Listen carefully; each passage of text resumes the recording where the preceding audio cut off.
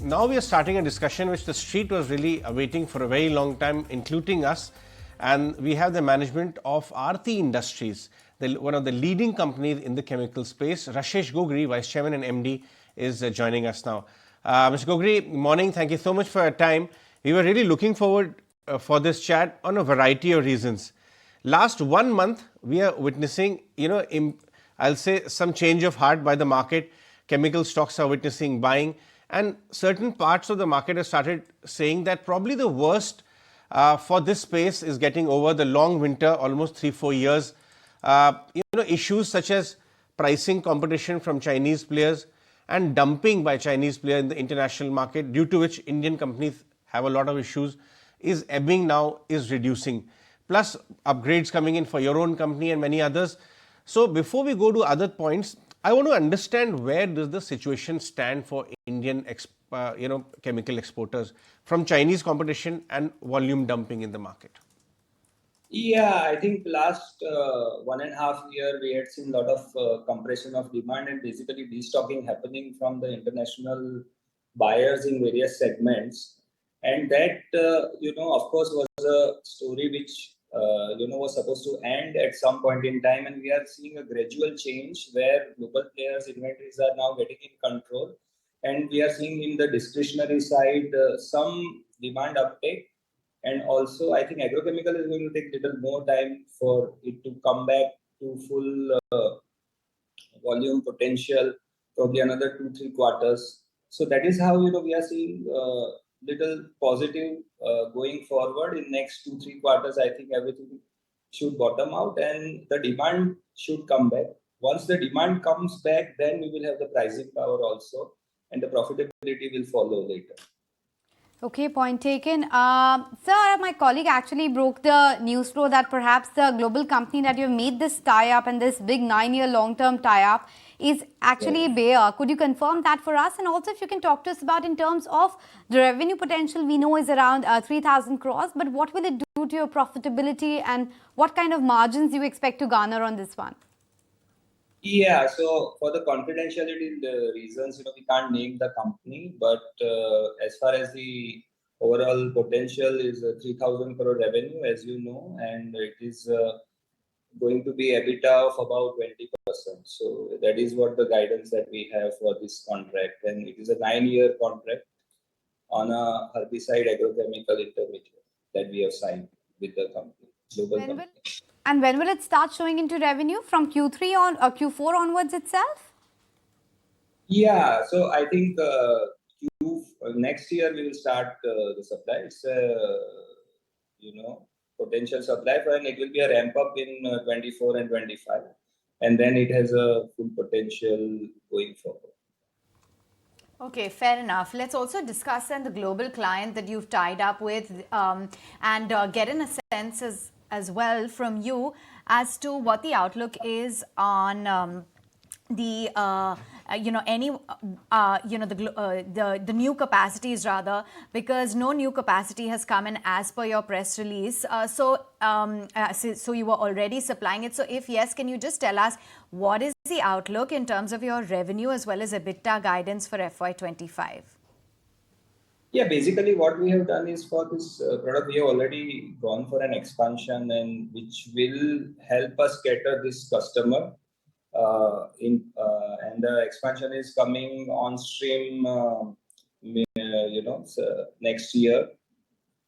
And in terms of the guidance, I think we have given FY25 guidance of 1,700 crore. But I think looking at the overall market scenario and the position, we are looking at 5 to 15% lower than 1,700 crore, which was our earlier guidance. But we will be up quite a bit from the current year.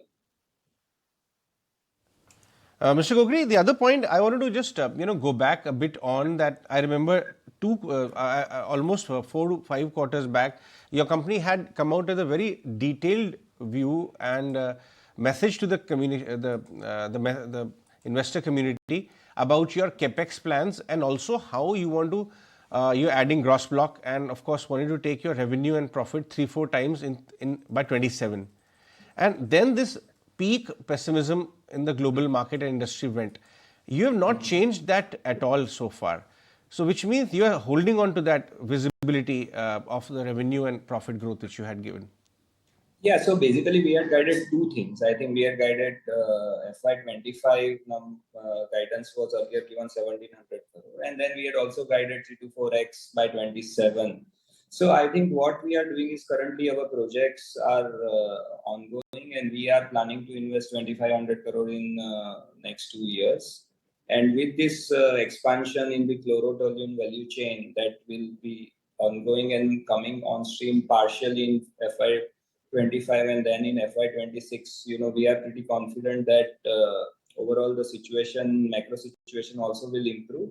And currently, it is very difficult to exactly pinpoint the number, but I think we are pretty confident that the revival will happen and we will be able to do well.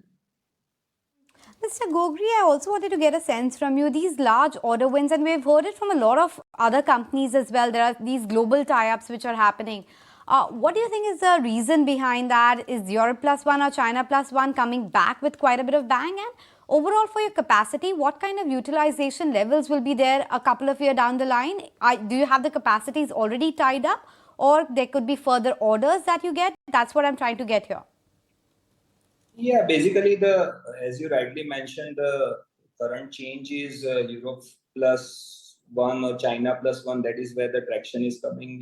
Global majors are looking at cost rationalization and also geopolitical risk rationalization, and due to which they are looking at India, because India has the potential to serve them with the chemistries that they are looking at.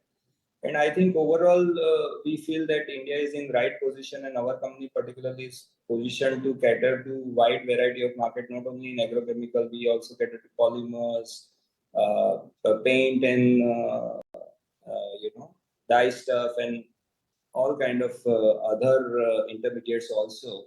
So we are in good position to, grab the attention of these global majors who are willing to look at potential partnership outside of the current regions that they are operating.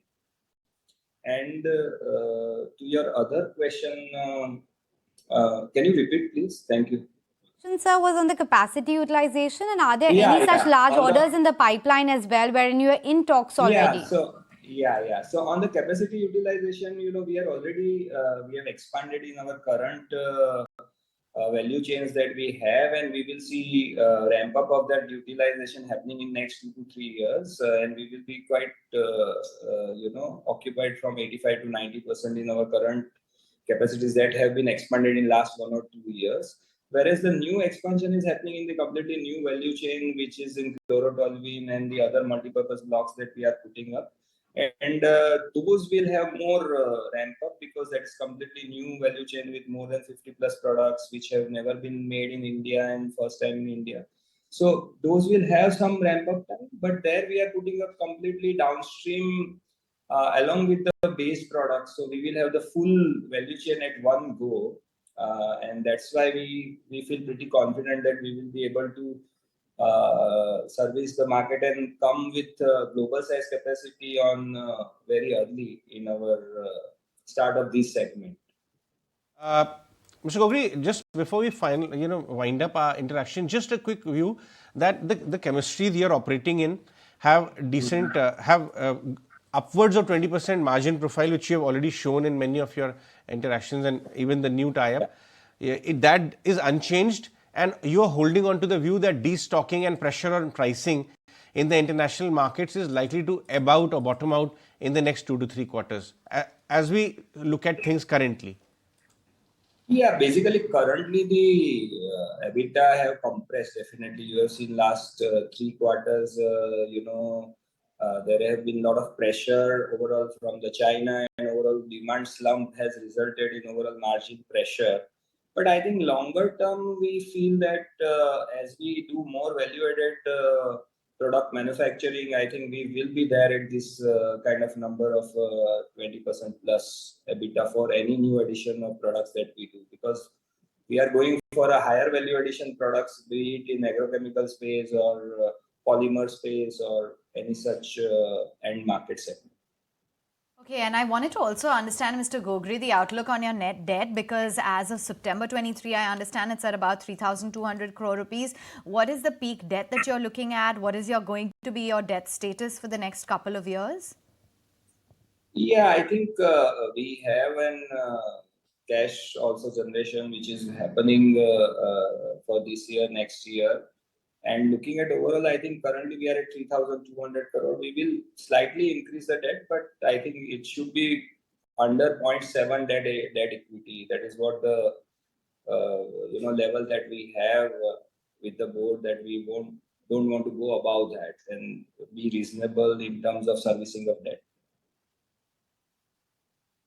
Okay, Mr. Gogoi, on that note, we let you go. Appreciate you joining us on the show. So Thank you. that's the latest coming in from Aarti Industries, holding on to their guide.